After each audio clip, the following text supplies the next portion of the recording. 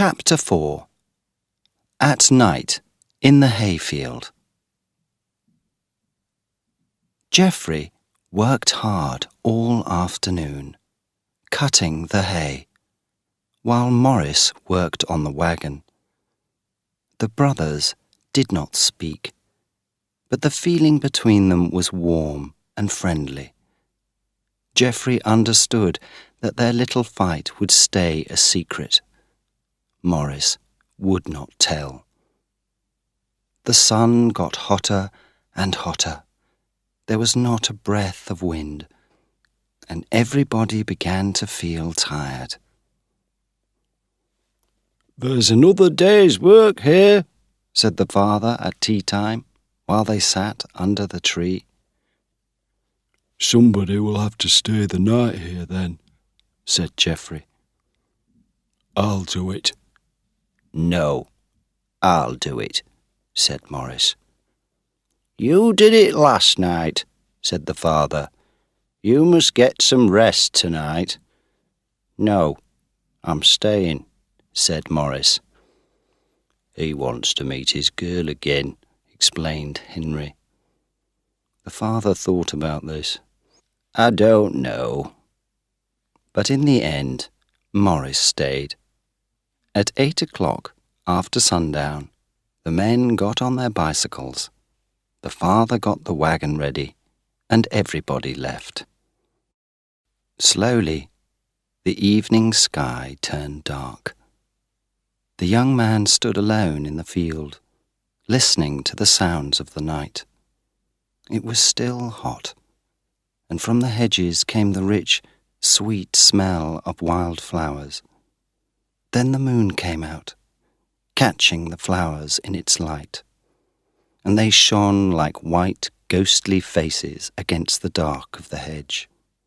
Higher, on the hill, the farm horses, free for the night, were moving around the field. Maurice had an hour to wait before Paula came, and he decided to take a bath in the little river at the bottom of the fields.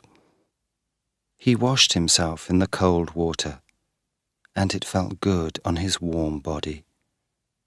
Above him, the tall trees by the river whispered in a little wind.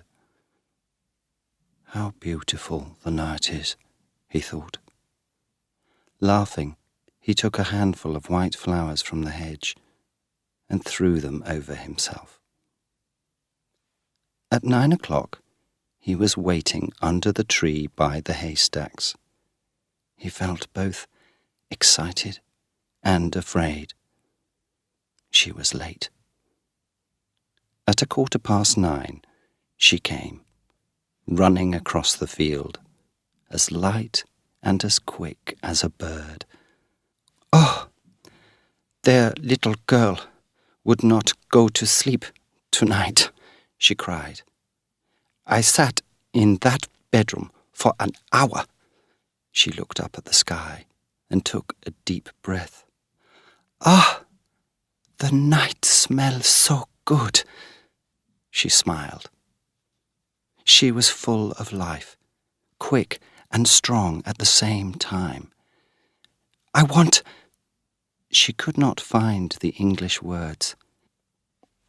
"I would like to run now." Maurice laughed. "Let's run then," he said. And in a second she was gone. Maurice ran after her, but he could not catch her easily. At last he caught her by the arm, and they stood together, laughing. "I can run faster," she cried happily. "Yes?" "No," he replied, with his deep little laugh. "No, you can't."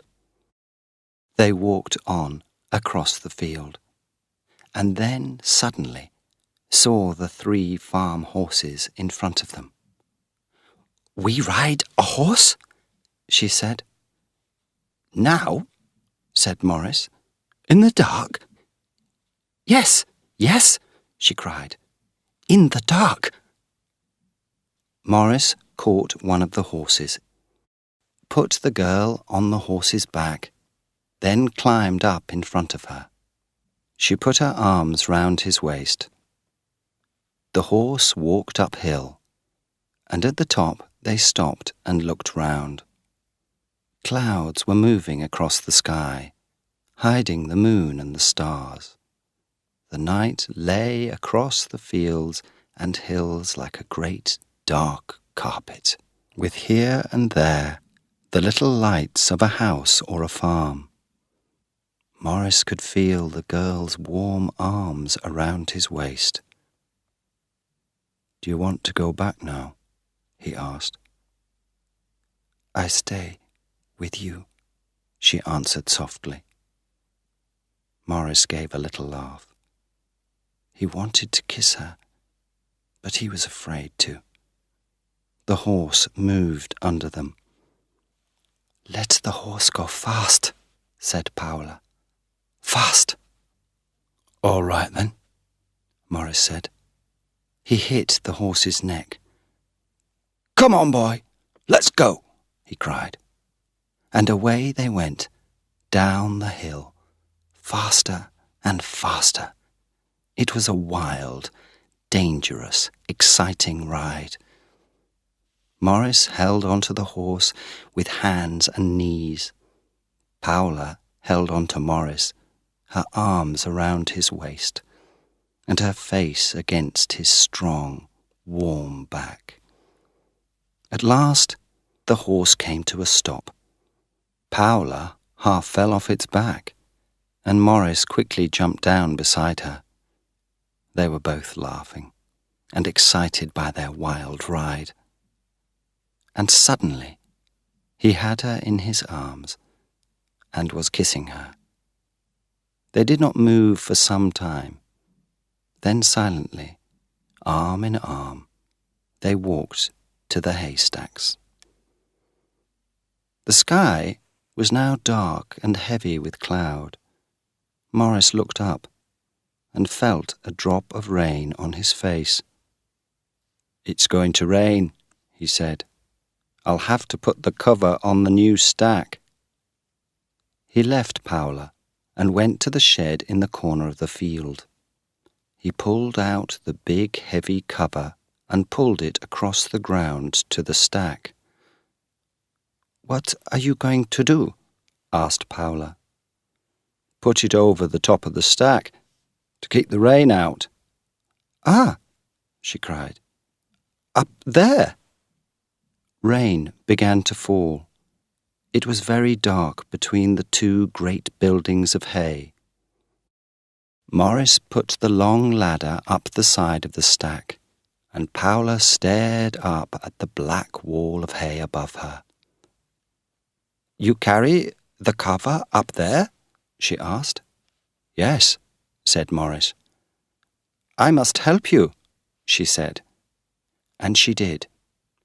Morris went first up the ladder, carrying one end of the cover, and Paula climbed up behind him, carrying the other end. While they were climbing up the ladder, a light stopped on the road by the top field. It was Geoffrey on his bicycle, coming to help his brother with the cover for the haystack. Silently, he pushed his bicycle across the field to the shed. He was afraid to call out.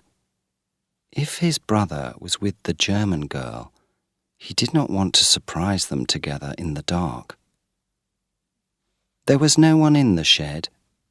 He walked across to the stacks and was nearly there when he heard a noise. The ladder was slowly falling down the side of the stack. It hit the ground with a bang. "What was that?" He heard Morris's voice from the top of the stack. "Something fell," came the voice of the German girl. Morris lay down and looked over the side of the stack. "It was the ladder," he said. "We knocked it down when we were pulling the cover up." "We're in prison up here?" the girl said, excited. Yes, but if I shout, they'll hear at the vicar's house.